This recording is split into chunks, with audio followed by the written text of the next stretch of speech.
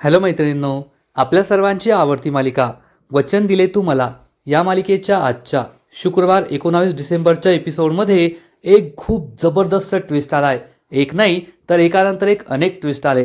सगळ्यात आधी तर पद्माने विक्रांत आणि त्याच्या मित्रांविरुद्ध पोलीस स्टेशनमध्ये जाऊन विनयभंगाची तक्रार दाखल केली आणि मग पोलिसांनी विक्रांतच्या सगळ्या मित्रांना उचललं, अटक केली. परंतु अर्पिताच्या सांगण्यावरून विक्रांत गोव्याच्या फार्म हाऊसवर पळून गेला आणि मग अर्पिताने हर्षवर्धनला याबद्दल सांगितलं आणि हर्षवर्धन विक्रांतला वाचवण्यासाठी पोलीस स्टेशनमध्ये पोहोचलाय आणि त्याने पोलिसांनाच धमकी दिली आहे की हर्षवर्धनच्या क्लायंट विरुद्ध FIR नोंदवण्याच्या आधी एकदा मला फोन तरी करायचा होता, म्हणजे तुम्हाला FIR करायची गरजच पडली नसती. आणि हर्षवर्धनचा हा झंझावात पाहून ऊर्जालाही मोठा धक्काच बसलाय.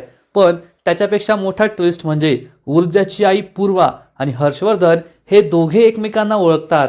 मग या दोघांची जुनी प्रेम कहाणी आहे की हर्षवर्धननेच ऊर्जाचे बाबाचा बळी घेतलाय. हे सगळं पाहणं खूपच इंटरेस्टिंग असणार आहे.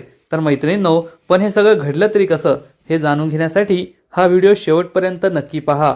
ऊर्जा आणि पूर्वा दोघीही पद्माला समजवण्याचा प्रयत्न करत असतात की तू त्या मुलांविरुद्ध पोलीस स्टेशनमध्ये तक्रार दाखल कर, परंतु पद्मा त्यासाठी तयार होत नाही. पूर्वा ही पद्माला समजावून सांगते, पद्मा मला मान्य आहे तुला स्वतःबद्दल स्वतःच्या भावाची खूप काळजी वाटतेय, पण जर अशा त्या श्रीमंताच्या माजलेल्या मुलांना धडा शिकवायचा असेल ना तर तुझ्यासारख्या मुलीने नक्कीच तक्रार करायला हवी. आणि जर आज तू तक्रार केली नाही तर तुझ्याबरोबर जे घडलंय ना ते उद्या हजारो मुलींबरोबर घडेल. श्रीमंताची मुलं त्यांना त्रास देतील आणि जर त्यांना धडा शिकवायचा असेल, त्यांना कायमची जरब बसवायची असेल तर तुला पुढाकार घ्यावाच लागेल. तुला त्यांच्या विरुद्ध तक्रार करावीच लागेल. त्यांना सुद्धा कळलं पाहिजे की त्यांच्याकडे पैसा आहे, सत्ता आहे. याचा अर्थ ते कोणत्याही मुलीच्या अंगावर हात नाही टाकू शकत. त्यांना सुद्धा कायद्याची जरब बसली पाहिजे. त्यांच्या बाजूने सत्ता पैसा असेल तर आपल्या बाजूने सुद्धा कायदा आहे. परंतु पद्मा मात्र एवढं सगळं ऐकून सुद्धा तक्रार दाखल करण्यास तयार होत नाही. आणि मग शेवटी पूर्वा तिचं शेवटचं अस्त्र बाहेर काढते आणि पद्माला समजावून सांगते, आज जर तुझी आई येथे असती ना, ती जिवंत असती तर तिने सुद्धा तुला हेच सांगितलं असतं की स्वतःच्या हक्कासाठी लढ. तुझ्यावर जो अन्याय झालाय त्या अन्यायाविरुद्ध लढ. तेव्हा कुठे पद्मा विक्रांत आणि त्याच्या मित्रांविरुद्ध तक्रार करायला तयार होते. ऊर्जाला खूप आनंद होतो. ऊर्जा ही पद्माला म्हणते, बरं झालं तू तक्रार करायला तयार झाली, कारण हे सगळं प्रकरण घडल्यानंतर 24 तासांच्या आत आपण तक्रार दाखल करायला हवी, नाहीतर आपली केस खूप वीक होईल. आपल्याला आत्ताच्या आत्ता पोलिसांमध्ये तक्रार दाखल करायला जावं लागेल. तर पद्मा म्हणते, नाही, माझा भाऊ बंटी आल्याशिवाय, त्याला घेतल्याशिवाय मी कोठेच जाणार नाही, त्याच्या जीवाला धोका आहे. तर ऊर्जा म्हणते, तू त्याची काळजी करू नको, त्याची जबाबदारी माझी आहे, त्याला काहीच होणार नाही. पण तू आता आमच्याबरोबर चल, पोलिसांमध्ये तक्रार दाखल कर. ज्या 4 मुलांनी तुझ्यावर विनयभंग केलाय, तुझा पाठलाग केला, तू त्यांना नीट पाहिलंयस ना, त्यांची नावं तुला माहीत आहे का? त्या घाईगडबडीत मला त्यांचे चेहरे नीट दिसले नाही. तर पद्मा सांगते, मी त्यांना ओळखेल, पण त्यांची नावं मला माहीत नाहीये. ऊर्जा म्हणते, चालेल ना, काहीच प्रॉब्लेम नाहीये. आपल्याला विक्रांतचं तर नाव माहिती आहे, त्याचा चेहरा माहिती आहे, त्याच्या सोशल मीडियावर नक्कीच त्याच्या मित्रांबरोबरचे फोटो असतील, तेथून आपल्याला सगळी माहिती मिळेल. असं म्हणून ऊर्जा लगेचच विक्रांत शिर्केचं सोशल मीडिया अकाउंट उघडते आणि त्यामध्ये त्याच्या मित्रांबरोबरचे त्याचे फोटो असतात. ऊर्जा एक एक करून सगळे फोटो पद्माला दाखवत असते. काही फोटोमध्ये ती कोणालाच ओळखत नाही, परंतु एका फोटोमध्ये चक्क विक्रांत आणि त्याच्या या 4ही मित्रांचा एकत्र फोटोग्राफ असतो. आणि हे पाहून पद्माला मोठा धक्काच बसतो. पद्मा या सगळ्या मित्रांना ओळखते. हो, हीच ती मुलं आहेत ज्यांनी माझा विनयभंग केला, ज्यांनी माझा पाठलाग केला. आणि मग ऊर्जा एक एक करून या सगळ्या मुलांचं सोशल मीडिया हँडल शोधून काढते आणि मग या मुलांची नावं सुद्धा तिला समजतात की एक सचिन आहे, एक युवराज आहे, एक वैभव आहे आणि एक गगन आहे. असं या 4ही मुलांचं नाव ती शोधून काढते आणि म्हणते, चल आता आपल्याला पोलीस स्टेशनमध्ये FIR दाखल करायला जायचंय. पण त्याच वेळेस विक्रांत तेथे पोहोचतो. तो पद्माच्या खोलीबाहेर असतो, चाळीत पोहोचलेला असतो आणि जोरजोरात ओरडत असतो, पद्मा बाहेर ये, मी तुला सोडणार नाही. तुझी हिंमत कशी झाली माझ्या विरुद्ध पोलीस तक्रार करण्याची? आज मी तुझे हातपायच मोडतो, तुला कायमचं घरी बसवतो. त्यामुळे पद्मा चांगलीच घाबरते आणि म्हणते विक्रांत आलाय, तो आता मला सोडणार नाही. ऊर्जा आणि पूर्वा तिला शांत करतात. या तिघीही दरवाजाबाहेर डोकून पाहतात तर बाहेर विक्रांत उभा असतो आणि विक्रांत हा पद्माला शोधत असतो. तो पद्माच्या चाळीत पोहोचतो, पण पद्माची रूम कोणती आहे, खोली कोणती आहे हे त्याला माहीत नसतं. ऊर्जा, पूर्वा आणि पद्मा दरवाजाच्या बाहेरून हे सगळं पाहत असतात. तेवढ्यात अर्पिता तेथे येते आणि अर्पिता ही त्याला समजावून सांगते, विक्रांत हे काय करतोय, मी तुला समजावून सांगितलंय ना, तू गाडीच्या खाली उतरू नको. जर सगळ्यांनी तुला ओळखलं आणि उद्या कोर्टात गवाही दिली ना तर तुझं काही खरं नाही. पण विक्रांत अर्पिताचं काहीच ऐकत नाही आणि तिच्यावरच ओरडून म्हणतो, तू गप्प बस. याआधीच जर मी तुझं ऐकलं नसतं ना, माझ्या पद्धतीने ही केस सॉल्व्ह केली असती तर त्या पद्माची एवढी हिंमत झालीच नसती. आज मी तिचे हातपाय मोडणार आणि तिला आयुष्यभर तिच्या घरातच बसवणार. हे ऐकून पद्मा खूप घाबरते. तर पूर्वा ही पद्मा आणि ऊर्जाला सांगते, हे आमदाराचं पोर पिसा आलंय आणि तो आता पद्माबरोबर काहीही करू शकतो. आपल्याला तिला वाचवावं लागेल. ऊर्जा ही पद्मा आणि पूर्वाला म्हणते, तुम्ही दोघी पोलीस स्टेशनमध्ये जा. मी येथे थांबते आणि बंटीला शोधते. बंटीला सुखरूप ठेवून मी तुमच्या जवळ येईल. पद्मा यासाठी तयार होत नाही, पण पूर्वा आणि ऊर्जा तिला समजावून सांगतात, आता पद्माचं या ठिकाणी थांबणं खूप धोकेदायक आहे. पूर्वा ही पद्माला विचारते, या रस्त्याने तर विक्रांत आहे, दुसरा एखादा रस्ता आहे का? पद्मा तिला दुसरा रस्ता दाखवते आणि या दोघीही पोलीस स्टेशनकडे निघून जातात. तर ऊर्जा ही सुद्धा पद्माच्या समोरच्या खोलीमध्ये जाऊन लपते. तेव्हा विक्रांत हा पद्माच्या शेजारच्या खोलीजवळ येतो आणि या काकूंना विचारतो, ओ काकू, पद्माची खोली कुठे?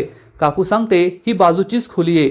विक्रांत आणि अर्पिता पद्माच्या खोलीमध्ये जातात, परंतु तेथे कुणीच नसतं आणि त्यामुळे विक्रांतला खूप राग येतो. विक्रांत तेथे तोडफोड करू लागतो आणि म्हणतो, या पद्माने माझ्याशी पंगा घेतलाय, आता मी तिला सोडणार नाही, तिला मारूनच टाकतो. त्याच वेळेस पद्माचा भाऊ बंटी तेथे येतो आणि विक्रांत एवढ्या जोराजोराने ओरडतोय हे ते पाहतो. विक्रांत खोली बाहेर येतो आणि काकूला विचारतो, काय हो काकू, ही पद्मा कुठे गेलीये? काकू सांगते, मला नाही माहीत. तर विक्रांत चिडून म्हणतो, तुम्हाला सगळं माहिती आहे, खरं खरं सांगा, नाहीतर मी तुम्हाला पण सोडणार नाही. अर्पिता विक्रांतला शांत करते. ही काकू सुद्धा घाबरते. तर बंटी म्हणतो, हा मुलगा कोण आहे आणि माझ्या ताईचं का नाव घेतोय? ऊर्जा त्याला शांत बसवते आणि म्हणते, गप्प बस, आणि त्यालाही लपवते. तर विक्रांत हा संपूर्ण चाळीत पद्माला धमक्या देत जातो. पद्मा आली तर तिला सांगा, आमदार शिर्केचा मुलगा आला होता आणि तो तिला जिवंत सोडणार नाहीये. अर्पिता विक्रांतला कशीबशी तेथून घेऊन जाते. विक्रांत आणि अर्पिता गेल्यानंतर ऊर्जा काकूंजवळ येते आणि म्हणते, तुम्ही बंटीला थोडा वेळ सांभाळा, मी त्याला घ्यायला परत येईल. तर बंटी विचारतो, ताई तू कुठे चालली आहेस? ऊर्जा त्याला समजावून सांगते, मला एक खूप महत्त्वाचं काम आहे, मी तुझ्या ताईला घेऊन परत येते, तोपर्यंत तू काकूंजवळ थांब. काकू बंटीला घेऊन आतमध्ये निघून जाते. तर ऊर्जा ही पोलीस स्टेशनच्या दिशेने धावते. तोपर्यंत पूर्वा पद्माला घेऊन पोलीस स्टेशनमध्ये पोहोचते. दोघीही रिक्षातून खाली उतरतात. पद्मा खूप घाबरलेली असते. ती मागे वळून पाहते. तर पूर्वा तिला समजावून सांगते, तू घाबरू नकोस, आपला पाठलाग कुणीही करत नाहीये आणि आपण पोलीस स्टेशनमध्ये पोहोचलोय, आता आपण सुरक्षित आहोत. तू हिंमत हरू नको, आपल्याला त्या विक्रांत विरुद्ध तक्रार करायची. त्याच वेळेस ऊर्जा तेथे येते. पद्मा विचारते, बंटी कोठे? तर ऊर्जा सांगते, मी त्याला शेजारच्या काकूंजवळ ठेवलंय, तो सुरक्षित आहे, काळजी करू नको. चल आता आपल्याला तक्रार करायची आहे, हिंमत हरू नको. आणि या तिघीही पोलीस स्टेशनमध्ये पोहोचतात. तर इकडे विक्रांत आणि अर्पिता त्यांची गाडी थांबवतात. तेव्हा अर्पिता विक्रांतला म्हणते, आता माझा आई ही केस मी माझ्या पद्धतीने हँडल करणार आहे. विक्रांत उद्धटपणे म्हणतो, नाही, ही केस मी माझ्या पद्धतीने हँडल करणार, ही बायकांची कामं नाहीये. अर्पिता चिडून म्हणते, बायकांची कामं नाहीये का? पुरुषांची कामं काय असतात ना ते मी पाहिलंय. तुमच्या कामांमुळेच हा दिवस पाहावा लागतोय आपल्याला. आता गप्प बसायचं. विक्रांत, तू आत्ताच्या आत्ता आपल्या गोव्याच्या फार्म हाऊसवर जायला निघायचं आणि तुझ्या या 3 मित्रांना त्यांच्या घरी पाठवायचं. तर विक्रांत चिडून म्हणतो, नाही, आत्ताच्या आत्ता आम्ही जाणार, त्या पद्माला उचलणार, तिला पोलीस स्टेशनमध्ये तक्रारच दाखल करू देणार नाही. अर्पिता त्याच्यावर ओरडून म्हणते, तुला काही अक्कल आहे का? तू गुंड वगैरे आहेस का? जर आपल्या बाबांना हे कळलं ना तर ते तुला फोडून काढतील, त्यांच्या पॉलिटिकल करिअरला सुद्धा खूप मोठा दणका बसेल. तर विक्रांत चिडून म्हणतो, मला वाचवण्यासाठी पप्पा अख्खं जग एकत्र करतील, माझ्यासाठी ते काहीही करू शकतात, परंतु मी त्यांच्या कानावर हे प्रकरण जाऊच देणार नाहीये. तोपर्यंत मी त्या पद्माला उचलतो. पण अर्पिता त्याचं काहीच ऐकून घेत नाही आणि त्याच्या मित्रांना तेथून हाकलून लावते आणि म्हणते आपापल्या घरी जायचं आणि जोपर्यंत मी सांगत नाही तोपर्यंत अंडरग्राऊंड राहायचं, घराबाहेर नाही पडायचं. आणि विक्रांत, तू आत्ताच्या आत्ता कॅब बुक कर आणि लगेच गोव्याला जायला निघ. विक्रांत चिडतो पण गप्प बसतो. अर्पिता पद्माला पुन्हा कॉल लावते पण पद्मा तिचा फोन उचलत नाही. त्यामुळे अर्पिता तिला व्हॉट्सॲपवर व्हॉइस नोट पाठवते आणि म्हणते की पद्मा, तू कोठेस, माझा फोन का उचलत नाहीये. आणि जर तू पोलीस स्टेशनला जाण्याचा मूर्खपणा केला असेल तर एक गोष्ट लक्षात ठेव, तू खूप मोठी चूक केली आहे. तुला कळत नाहीये तू कोणाशी पंगा घेतलाय आणि हे सगळं प्रकरण तुला खूप जड जाणार आहे. परंतु अर्पिता ही व्हॉइस नोट लगेचच डिलीट करून टाकते. विक्रम चिडून म्हणतो, काय झालं, व्हॉइस नोट का डिलीट केली, तुला भीती वाटते का ती या व्हॉइस नोटचा पुरावा म्हणून आपल्या विरुद्ध वापर करेल. अर्पिता चिडून म्हणते, तू गप्प बस, तुला जेवढं सांगितलंय ना तेवढं कर. आत्ताच्या आत्ता गोव्याच्या फार्म हाऊसवर जायला निघायचं आणि मी सांगते तोपर्यंत परत नाही यायचं. विक्रम रागारागाने निघून जातो. अर्पिताला खूप टेन्शन येतं. आता हे प्रकरण कसं निस्तरायचं हाच प्रश्न तिला पडतो. दुसरीकडे पूर्वा, ऊर्जा आणि पद्मा पोलीस स्टेशनमध्ये इन्स्पेक्टर समोर बसलेल्या असतात. त्यांनी इन्स्पेक्टरला सगळं प्रकरण सांगितलेलं असतं. त्या 4 मुलांची नावं सुद्धा सांगितलेली असतात आणि विक्रांतचे हे 4ही मित्र असतात. इन्स्पेक्टर विचारतो, अजून कुणी होतं का. पद्मा खूप घाबरलेली असते कारण तिला आता मुख्य आरोपीचं नाव सांगायचं असतं, विक्रांतचं नाव सांगायचं असतं. ती संपूर्ण हिंमत एकवटते. ऊर्जा आणि पूर्वा तिला हिंमत देतात आणि पद्मा विक्रांत शिर्के असं नाव सांगते. पोलिसाच्या पायाखालची जमीनच सरकते. तो विचारतो, कोण. विक्रांत शिर्के, आमदार साहेबांचा मुलगा. ऊर्जा सांगते, हो, आमदारांचा मुलगा, आमदार शिर्केंचा मुलगा विक्रांत शिर्के. हे ऐकून इन्स्पेक्टरला जबर धक्काच बसतो. इन्स्पेक्टर म्हणतो, तुम्ही येथेच थांबा, मी येतो. असं म्हणून इन्स्पेक्टर तेथून जाऊ लागतो. तर त्याची धडक त्याचा सिनियर इन्स्पेक्टर, साऊथ इंडियन स्टाईलचा इन्स्पेक्टर श्याम सुंदर बरोबर होते. श्याम सुंदर त्याला विचारतो, काय तुला काय मला धडक द्यायचंच काम आहे का. तुला मी वडे भजे सांगितले होते ते अजून का नाही आले, अजून चहा सुद्धा नाही आला.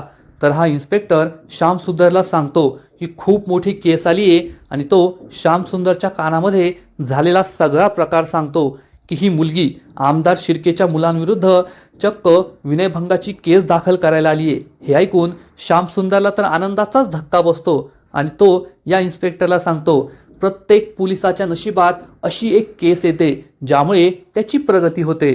असं म्हणताना तो पैशांबद्दल इशारा करतो. म्हणजे हा इन्स्पेक्टर श्याम सुंदर 1 नंबरचा लालची आहे आणि पद्माच्या या संपूर्ण प्रकरणाचा उपयोग तो आमदार शिर्केकडून पैसे कमवण्यासाठी करणार आहे. पण तो पद्माला समजू देणार नाहीये की तो हे सगळं पैसे कमवण्यासाठी करतोय आणि तो लगेचच पुढे येतो आणि पद्मासमोर नाटक करू लागतो, वा ताई वा, खरंच तुम्ही खूप मोठं काम केलंय, हिमतीचं काम केलंय. तुम्ही त्या नालायक माणसाविरुद्ध पोलीस तक्रार दाखल केली आहे. तुमच्यासारख्या मुली खूप कमी असतात ज्या अन्यायाविरुद्ध उभ्या राहतात, अन्यायाविरुद्ध वाचा फोडतात. तुम्ही आता त्याच्याविरुद्ध तक्रार केली ना, तुम्ही तुमचं काम केलंय. आता पहा मी माझं काम कसं करतो. त्या आमदार पुत्राला त्याच्या बिळातून नळीचा घोट घेऊन बाहेर काढणार आणि त्याला असा सुजवून ठेवणार की त्याला पुन्हा आयुष्यात अशी करण्याची बुद्धीच नाही झाली पाहिजे, हिंमतच नाही झाली पाहिजे. आणि इन्स्पेक्टर श्याम सुंदरचा हा अवतार पाहून, रुद्र अवतार पाहून पद्मा, ऊर्जा आणि पूर्वाला सुद्धा आनंद होतो की पोलीस स्टेशनमध्ये सुद्धा पोलीस आपली मदत करताय, आपल्याला सपोर्ट करताय. इन्स्पेक्टर श्याम सुंदर आपल्या ज्युनियरला सांगतो, आत्ताच्या आत्ता त्या विक्रांतला इथे पकडून आणायचं. सिनियर इन्स्पेक्टरला आमदार साहेबांच्या घरी पाठवा आणि त्याचे ते 4 मित्र आहे ना त्यांना सुद्धा आत्ताच्या आत्ता उचला. हे ऐकून ऊर्जा, पद्मा आणि पूर्वा खुश होतात. तर इन्स्पेक्टर श्याम सुंदर या तिघींना म्हणतो, ताई आता काळजी नाही करायची, मी तुमच्या पाठीशी आहे, कायदा तुमच्या पाठीशी आहे. तुम्ही फक्त तक्रार दाखल करून तुमचं काम केलंय. आता पहा मी माझं काम कसं करतो, कायदा आपलं काम कसं करतो. आणि तो खूप खुश असतो. इन्स्पेक्टर श्याम सुंदरचं कॅरेक्टर खरंच खूप भारी आहे. तो साऊथ इंडियन पद्धतीने बोलतो. तो बेळगावचा आहे आणि त्याची बोलण्याची पद्धत आणि त्यातच त्याचा बेरकीपणा. एकीकडे तो ऊर्जा, पद्मा, पूर्वा यांना दाखवतोय की मी खूप इमानदार आहे, मी कायद्याच्या बाजूने, आणि त्याच वेळेस आमदार शिर्केकडून पैसे कमवायचे असा सुद्धा त्याचा प्लॅन आहे आणि त्याचं कॅरेक्टर पाहायला खूपच मजा येते एवढं मात्र नक्की. तर इकडे विक्रांत अर्पिताला कॉल करतो आणि म्हणतो, तुला मी सांगितलं होतं की ही केस मला माझ्या पद्धतीने हँडल करू दे, पण तू माझं ऐकलं नाही. ती पद्मा पोलीस स्टेशनमध्ये पोहोचली आहे, तिने तक्रार केली आहे आणि इन्स्पेक्टरने पोलिसांनी माझ्या मित्राला अटक केली आहे. हे ऐकून अर्पिताला मोठा धक्काच बसतो. अर्पिता त्याच्यावर चिडून म्हणते, विक्रांत तुला काही अक्कल आहे का? तू आमदाराचा मुलगा आहे, कॉन्ट्रॅक्ट किलर नाहीये की मी तुझ्या हातात केस सोपवली असती आणि तू त्या पद्माला उचललं असतं. तेवढ्यात विक्रांतला आणखीन एक मेसेज येतो आणि तो सांगतो, नो नो, अजून माझ्या 3 मित्रांना सुद्धा उचललं, माझ्या 4ही मित्रांना उचललंय. अर्पिता आणखीनच घाबरते आणि विक्रांतला म्हणते, विक्रांत तू आता शांत राहा, गोव्याच्या फार्म हाऊसवर जाऊन लप आणि जोपर्यंत मी सांगत नाही तोपर्यंत मुंबईत परत यायचं नाही. अर्पिता फोन कट करते आणि त्याच वेळेस पोलीस तेथे पोहोचतात. ते म्हणतात, नमस्कार मॅडम, विक्रांत शिर्के आहेत का? अर्पिता विचारते, नाही, तो घरात नाहीये. इनफॅक्ट तो मुंबईतच नाहीये. का, काय झालं? तर हा इन्स्पेक्टर सांगतो, त्यांच्या विरुद्ध पद्मा कदम या नावाच्या मुलीने विनयभंगाची तक्रार दाखल केली आहे. आम्ही त्यांना पकडण्यास आलोय. हे ऐकून अर्पिता, मला काय माहीतच नाही असा आवाहनते आणि म्हणते, इन्स्पेक्टर साहेब, हे तुम्ही काय बोलताय? असं शक्यच नाहीये. विक्रांत असं कधीच करू शकत नाही.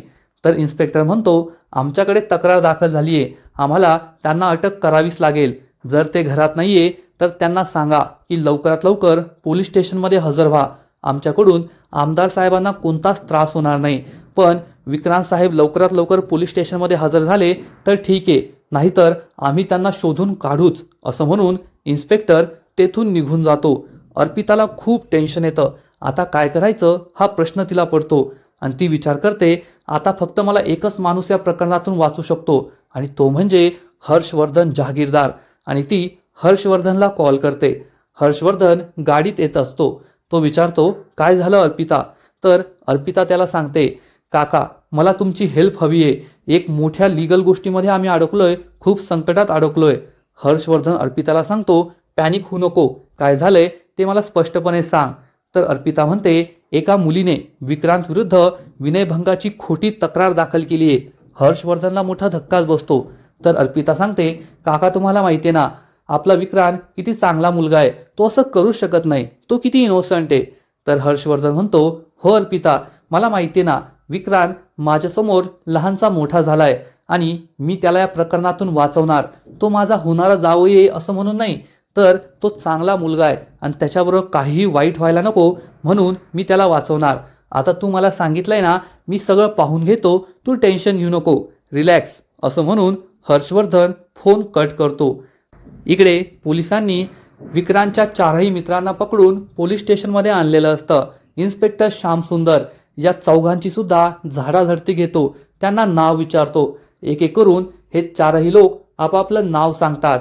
तर श्यामसुंदर पद्माला विचारतो, हीच ती 4 मुलं होती का जी तुझ्या मागे लागली होती? पद्मा मान हलवते. तर श्यामसुंदर म्हणतो, मान नाही हलवायची, मी तुमचा जबाब घेतोय, तोंडाने हो म्हणायचं आणि तुम्हाला तर मी समाजात मान मिळवूनच देणार आहे. या 4 नालायकांना आणि त्या आमदार पुत्राला पकडणार, त्यांना शिक्षा देणार आणि मग तुम्हाला समाजात न्याय मिळवून देणार. ताई, आता काळजी नाही करायची, कारण ही केस माझ्याकडे आणि जी कोणती केस माझ्याकडे येते ना, मी त्यात न्याय मिळवून देतोच. मग तो कितीही मोठ्या बापाचा बेटा असला तरी मी त्याला सोडत नाही. आणि येथेच आजचा एपिसोड संपतो. मैत्रिणींनो, खरंच वचन दिले तू मला ही मालिका पहिल्या एपिसोडपासूनच सुपर फास्ट चालली आहे. कोणत्याही मालिकेत इतक्या लवकर असे भारी भारी ट्विस्ट येत नाही, परंतु ही मालिका नक्कीच वेगळी आहे. ऊर्जा, पद्मा, विक्रांत, हर्षवर्धन, शौर्य या सगळ्यांची गोष्ट पाहायला खूपच मजा येते, एवढं मात्र नक्की. आजचा एपिसोड तर भारी होता. शेवटी पद्मा ही तक्रार करायला तयार झाली, पोलीस स्टेशनपर्यंत पोहोचली. त्यामुळे अर्पिता आणि विक्रांत या दोघांची चांगलीच ठासली आहे. दोघे खूप घाबरले. पण आता यापेक्षा मोठा ट्विस्ट या मालिकेच्या पुढील एपिसोडमध्ये येणार आहे. कारण जबरदस्त लॉयर ज्याने आजपर्यंत एकही केस हरली नाहीये असा हर्षवर्धन जहागीरदारकडे विक्रांतची केस गेली आहे आणि त्याचे विक्रांत बरोबर कौटुंबिक संबंध आहेत. विक्रांत त्याचा होणारा जावई आहे. पुढील एपिसोडमध्ये आपण पाहू की हर्षवर्धन जहागीरदार पोलीस स्टेशनमध्ये पोहोचणार आणि म्हणणार की माझ्या आशिलाविरुद्ध तक्रार दाखल करण्याआधी एकदा मला फोन करायचा, म्हणजे तुम्हाला FIR दाखल करण्याची गरजच पडली नसती. आणि हर्षवर्धनला पाहून सगळ्यांना मोठा धक्काच बसेल आणि पद्मा सुद्धा खूप घाबरेल, कारण पद्मा ही हर्षवर्धनच्या घरीच मोलकरीण म्हणून काम करते. आणि हा इन्स्पेक्टर श्याम सुंदर, जो आतापर्यंत पद्माच्या पुढे पुढे करत होता, तो हर्षवर्धनला पाणी प्यायला देणार, त्याला साहेब साहेब अशी हाक मारणार, कारण हर्षवर्धन किती मोठा वकील आहे हे त्याला सुद्धा माहीत असेल. पण सगळ्यात मोठा ट्विस्ट तर पुढे येणार आहे, कारण ऊर्जाची आई पूर्वा ही हर्षवर्धनला ओळखणार. ती त्याला हर्षवर्धन अशी हाक मारेल आणि पूर्वाला पाहून हर्षवर्धनला सुद्धा मोठा धक्का बसेल. तो विचारेल, पूर्वा तू येथे कशी? आणि ऊर्जालाही मोठा धक्का बसणार की हर्षवर्धन आणि पूर्वा एकमेकांना ओळखतात. ऊर्जा या दोघांना जाब विचारेल, तुम्ही दोघे एकमेकांना कसे ओळखता? मग आता पूर्वा आणि हर्षवर्धन यांचा भूतकाळ नेमका काय हे तर पुढील एपिसोडमध्ये कळेलच. तर मैत्रिणींनो, तुम्हाला सुद्धा वचन दिले तू मला ही मालिका आवडते ना? या मालिकेची ट्विस्ट गोष्ट आवडते ना? नक्कीच कमेंट करून सांगा. आणि या मालिकेचे असेच नवीन नवीन अपडेट्स सर्वात आधी जाणून घेण्यासाठी व्हिडिओला लाईक करा, शेअर करा, चॅनलला सबस्क्राईब करून बेल आयकॉनवर क्लिक करा, म्हणजे या मालिकेचे नवीन नवीन अपडेट्स तुम्हाला सर्वात आधी पाहायला मिळतील. खूप खूप खूप धन्यवाद.